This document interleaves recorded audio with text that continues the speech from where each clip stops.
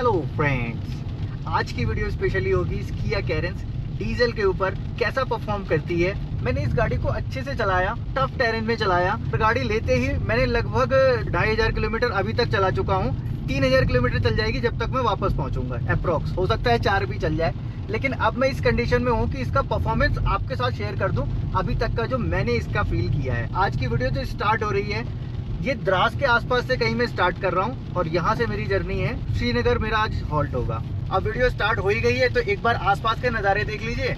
मैं आपको इसका परफॉर्मेंस एक एक करके पॉइंट टू पॉइंट बताता रहता हूँ। डीपीएफ का क्या इशू रहा, आखिर यूरिया का कितना कंजम्पशन है इतना चलने के बाद, ओवरऑल माइलेज भी बता दूंगा आपको लगभग कितना चल रहा था। चलो आगे चलते हैं। बारिश थोड़ी सी रुकती है, सारी चीजें शेयर करता हूँ। देखो अब सबसे पहले एसी की बात कर लेता हूँ। अभी आप सोचोगे इस बर्फ के समंदर में एसी की बात कर रहे हैं, तो ऐसा नहीं है। बर्फ के समंदर में मैं अब पहुंचा हूँ। मैं उत्तराखंड से चला था, उत्तराखंड के रुद्रपुर से। 6-7 दिन हो गए मुझे लगातार टूर करते हुए और तब मैं यहाँ पहुंचा हूँ। उस समय वहाँ पे बहुत गर्मी थी। मैं दिल्ली भी गया, वहाँ पे दिल्ली में अच्छी खासी गर्मी थी। मैंने एसी का अच्छे से यूज किया। एसी के देखो कुछ 2-3 पॉइंट होते हैं इंपॉर्टेंट, जो कुछ गाड़ियों में बड़े गड़बड़ है, जिनकी वजह से दिक्कत आती है। पहले तो देखो एसी की परफॉर्मेंस इसकी अच्छी थी इसलिए क्योंकि नीचे जो वेंट है सामने तो है ही, साथ में जो छत वाले वेंट हैं जो ये रूफ पे लगे हुए हैं, ये वाले वेंट पूरे में फ्लो कर देते हैं। गाड़ी जल्दी ठंडी हो जाती है।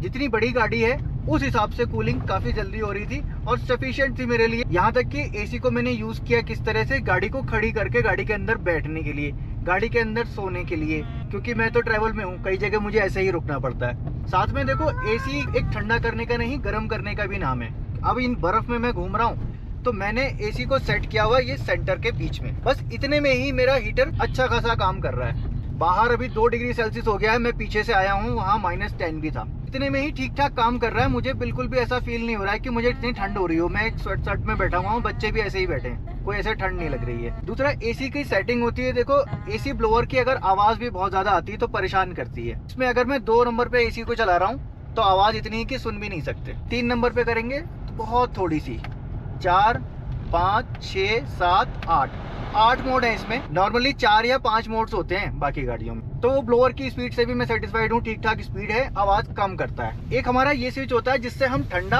और गर्म करते हैं। अब इसमें क्या होता है, जो नीचे बॉक्स होता है उसमें फ्लैप्स होते हैं। एक बार फ्लैप एसी की तरफ जाता है यानी कूलिंग कॉइल की तरफ जाता है और एक बार हीटिंग कॉइल की तरफ जाता है। अब जो दिक्कत होती है गाड़ियों में वो यही होती है, जो ये फ्लैप होते हैं पूरी तरह से बंद नहीं होते हैं। आपको याद होगा मैंने टाटा पंच में आपको दिखाया था। इस फ्लैप को मैं पूरा कूल की तरफ कर दूं और बाहर की हवा लेने लगूं, तब मुझे बाहर की जो हवा है वो गर्म होके मिलती है। आपके पास भी अगर गाड़ी होगी ना तो इस तरह से टेस्ट कर लेना ये फ्लैप सही से काम कर रहे हैं कि नहीं कर रहे हैं। बिल्कुल मिनिमम लोएस्ट टेम्परेचर पे कर दो और अब इसका हवा आने दो, बाहर की हवा को लो, तब देखो क्या बाहर जैसी ठंडी हवा है वैसी अंदर आ रही है। इस गाड़ी में जैसी बाहर की हवा है सेम उसी टेम्परेचर में अंदर आ रही है।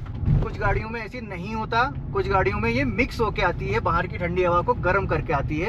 एक्चुअल में वो एरर होता है। वो कभी भी जहां आपको एसी की जरूरत नहीं है वहां भी चलाना पड़ता है। देखो सेकंड में अभी आपसे सस्पेंशन की बात कर लेता हूँ। गाड़ी के सस्पेंशन कैसे हैं अभी जो रस्तों में चल रहा हूँ यहाँ बताना बेस्ट रहेगा। देखो गाड़ी के अंदर एक बॉडी रोल नहीं है। बॉडी रोल वो चीज होती है जब गाड़ी किसी झटके में जाए तो कुछ ज्यादा ही झिंझोड़ देती है।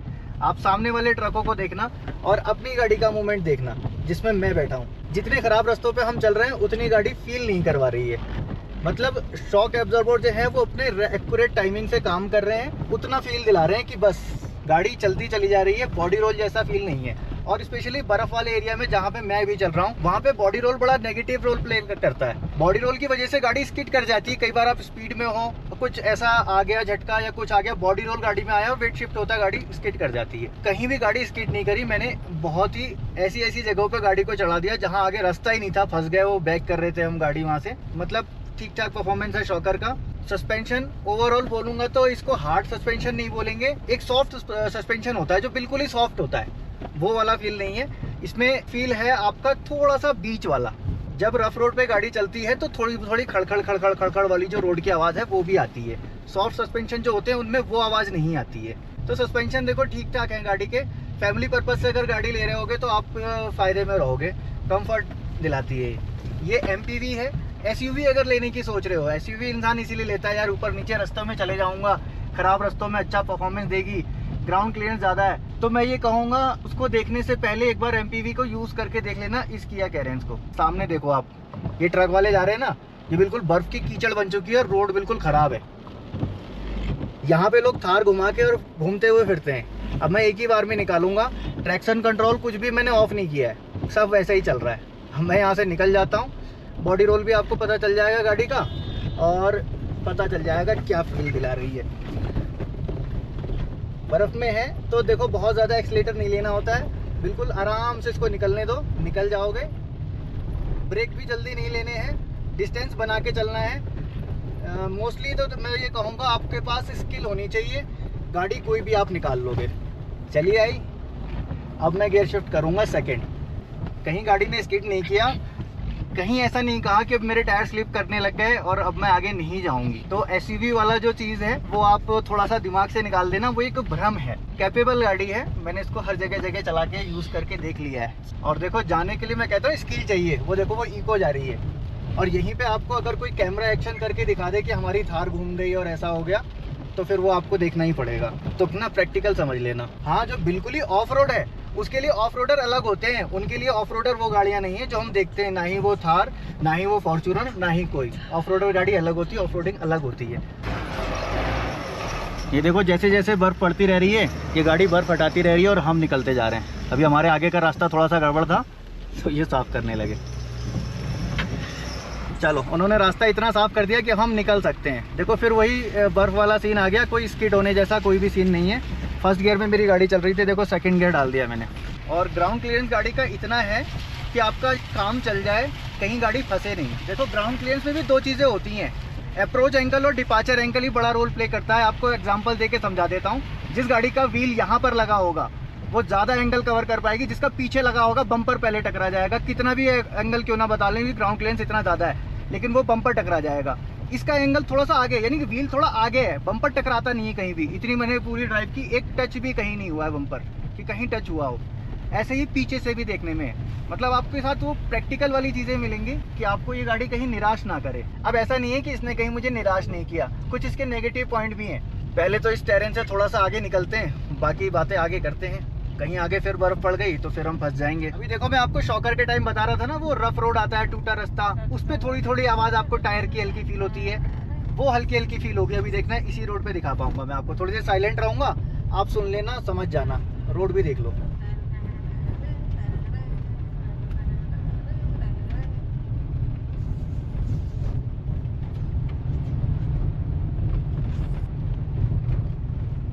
देख लिया आपने?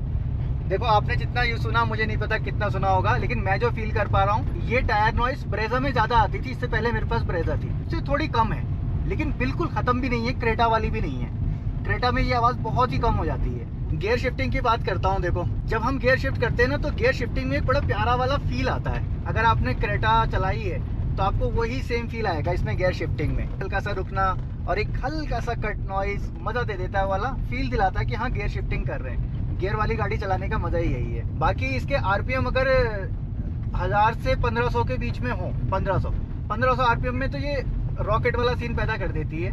आप इसको अगर चलाना चाहते हो फ्यूल इफिशिएंट मोड में, तो आप इसको वो भी चला सकते हो। आप इसको लो आरपीएम पे, यानी कि 1300, 1400, 1500 आरपीएम पे चलाते रहो, अच्छा बहुत बढ़िया माइलेज निकालती है। और जब पिकअप की बारी आती है, जब आपको कभी ओवरटेक करना होता है, तो मैंने ये दो मोड बना लिए, एक इकोनॉमी मोड और एक रॉकेट मोड। वो रॉकेट मोड ऑन कर दो और फटाक से गाड़ी निकल जाती है, पता नहीं लगता है कि ये क्रेटा निकली कि नहीं। बार बार मैं क्रेटा का नाम ले रहा हूँ। क्रेटा की इससे बहुत सारी चीज़ें मिलती जुलते हैं, even engine power train same है, एज इट इज़, कुछ भी बदलाव नहीं है। अभी इस गाड़ी के स्टीयरिंग की बात कर लेते हैं। देखो जो नए ड्राइवर्स होते हैं ना, उनको स्टीयरिंग चाहिए होता है कि एकदम तुरंत से रिटर्न आ जाए और बहुत ज़्यादा हार्ड नहीं होना चाहिए। तो इस गाड़ी का स्टीयरिंग कैसा है? देखो इसका नेचर एक बीच वाला ही नेचर है इसका भी, अभी कहूँगा। बहुत ज़्यादा लाइट नहीं है, बहुत ज़्यादा हार्ड नहीं है। स्टीयरिंग का वापस आना अगर बोलूँ तो स्टीयरिंग का उसका सीधे वापस आ जाता है, कहीं पर भी रहे, वो इलेक्ट्रॉनिकली प्रोग्राम है। कैसे भी रखोगे वो स्टीयरिंग अपने आप वापस अपने सेंटर पे आ जाता है, बिल्कुल बिना किसी परेशानी के। ये बेस मॉडल है तो इसके अंदर एडजस्टमेंट था टिल्ट, इसको मैं टिल्ट पे कर लेता हूँ पूरा, नीचे तो इतना आ जाता है। गाड़ी चलाते समय फील आता है कि हाँ मैं कोई छोटी गाड़ी चला रहा हूँ, ऐसा लगता नहीं है कि इतनी बड़ी रेल चला रहा हूँ। सीट मैंने थोड़ा सा सेट कर रखा है पीछे की तरफ, अगर सीट को आगे करना चाहूँ तो इस स्टीयरिंग को मैं इतना कर पाऊँगा, इतना करके यहाँ लॉक कर दूँगा। लॉक करने के बाद जब हम बैठते हैं लॉन्ग ड्राइव पे, तो कुछ इस तरह से मैं बैठता हूँ, कोनियों को यहाँ रख के। यहाँ पे बड़ा एक नेगेटिव वाला फील आता है मुझे, ये ना हार्ड सरफेस है, चुभता है बहुत, तो कंफर्ट नहीं देता। ये सॉफ्ट होता तो ज़्यादा अच्छा होता। आर्मरेस्ट जो है इसको बहुत पीछे है इतना, मारुति ब्रेजा का इससे ज़्यादा अच्छा था, उसको स्लाइड करके आगे कर लेते तो कंफर्टली अपना आगे रख सकते थे। स्टीयरिंग पकड़ने के बाद ही आपको कॉन्फिडेंस आता है गाड़ी चलाने का, और स्पेशली पहाड़ों में कॉन्फिडेंस पूरा देती है आपको। कहीं भी ऐसा लगता नहीं है कि मैं इतनी लंबी रेल लेके निकला हूँ, कहीं टच तो नहीं हो जाएगी। पुराने लोगों को अगर मैं बताऊँ कहीं टोयोटा क्वालिस अगर जिन्होंने चलाई होगी, बस वो वाला फील समझ लेना। अभी देखो क्लच का बहुत लोगों का सवाल रहता है, क्लच इसका मैं लाइट कहूँगा। क्लच इसका ठीक ठाक लाइट है, बहुत ज़्यादा नहीं, नॉर्मल है। दूसरा, यूरिया का खपत कितनी है, देखो BS6 डीजल गाड़ी है, किसको लेनी चाहिए किसको नहीं लेनी चाहिए वो भी समझ लेना। यूरिया का लेवल मैं अभी आपको दिखा देता हूँ स्क्रीन पे, देख रहे हो ये फुल है यूरिया। अभी तक ये लेवल डाउन नहीं हुआ है और गाड़ी चल गई है 2218 किलोमीटर। जब मैंने ये गाड़ी परचेज़ की थी तभी वहीं से उन लोगों ने फुल करके दिया था, लेकिन अभी तक कम नहीं हुआ है। जब कम होगा कितना होगा वो मैं आगे आपको वीडियोस में बताऊंगा, लेकिन अभी तक का ये है। अब देखो BS6 डीजल गाड़ी मैंने ली है तो देख के कहीं बहुत बढ़िया में सब मत उठा लेना। गाड़ी की रनिंग इतनी है आपकी कि उतने पैसे वसूल कर लो तब तो लेना। दूसरा, एक और क्राइटेरिया है, आप पुराने हो, फर्स्ट बायर हो तो गाड़ी डीजल मत लेना, पेट्रोल गाड़ी पे चले जाना। थोड़ा बहुत DIY जानते हो, गाड़ी की नॉलेज रखते हो, तब आप इस डीजल गाड़ी को ले सकते हो, लेकिन फिर भी बहुत केयरफुली देख के, क्योंकि मैंने ली है इसलिए आंख बंद करके मत ले लेना कि भाई साहब इन्होंने ली है तो मैं भी ले लूँ। मेरे डीजल गाड़ी लेने का मकसद कुछ अलग था, मैंने इस वीडियो में जा बता रखा है, चाहोगे तो वीडियो खत्म होने के बाद जाके ये वीडियो भी देख लेना मेरा मकसद क्या था, आप समझ जाओगे। अब देखो गाड़ी की सीटिंग पोजीशन की भी बता देता हूँ। सीटिंग पोजीशन अच्छी है, कंफर्ट है, सीट अच्छी खासी बड़ी है। इसके कंपटीशन वाली गाड़ियाँ जो हमने देखी थी उससे बड़ी सीट है, कंफर्टली बैठ के लॉन्ग ड्राइव कर सकते हो, थकावट गाड़ी में नहीं होती है। फैमिली वालों के लिए गाड़ी बढ़िया है क्योंकि इसकी जो पीछे का सीटिंग अरेंजमेंट है वो बहुत बढ़िया है। आप चाहो तो इसको फ्लैट फोल्ड कर लो, फ्लैट बेड बन जाता है। सबसे लास्ट वाली रो है उसमें भी कंफर्टेबल बैठ सकते हैं, रिक्लाइन कर सकते हैं, मिडिल रो को स्लाइड भी कर सकते हैं। एक तरह से इसको कस्टमाइज कर सकते हो, कैसे बैठना है आपको, कैसा क्या करना है। और फैमिली के लिए मेरे हिसाब से ठीक है, आप छोटी गाड़ी ले रहे हो, थोड़ी सी बड़ी लोगे तो बड़ा प्रैक्टिकल स्पेस आ जाता है। तो अभी लास्ट में देखो, अभी मैं अपनी गाड़ी का माइलेज दिखा देता हूँ। मैं करीब 1480 किलोमीटर चल चुका हूँ। अभी तक मेरी गाड़ी में जो माइलेज है 18.8 किलोमीटर दिखा रहा है, लेकिन इस माइलेज को आप एक्यूरेट माइलेज मत समझ लेना, इसके साथ बहुत सारी चीज़ें हैं, कैसे कैसे मैंने इसको यूज़ किया है, क्या क्या है, वो एक अलग की बात है। माइलेज डीजल वाली गाड़ी ये ठीक ठाक अच्छा खासा दे जाती है। फिलहाल मुझे लगता है कि ओवरऑल जो चीज़ें थी परफॉर्मेंस से रिलेटेड मैंने सारी आपको बता दी। ये जो माइलेज गाड़ी ने अभी तक दिया वो भी आपको लाइव दिखा दिया, सारी चीज़ें समझ गए होंगे। तो वीडियो को प्लीज़ लाइक कर देना, और अभी भी कुछ रह गया बताने से तो कमेंट बॉक्स में पूछ सकते हैं या फिर कोई सुझाव भी दे सकते हैं। और अगर चाहो तो इंस्टाग्राम पे भी मुझे फॉलो कर सकते हो। मिलूंगा नेक्स्ट वीडियो में ऐसे ही किसी इंटरेस्टिंग टॉपिक के साथ। Thanks for watching.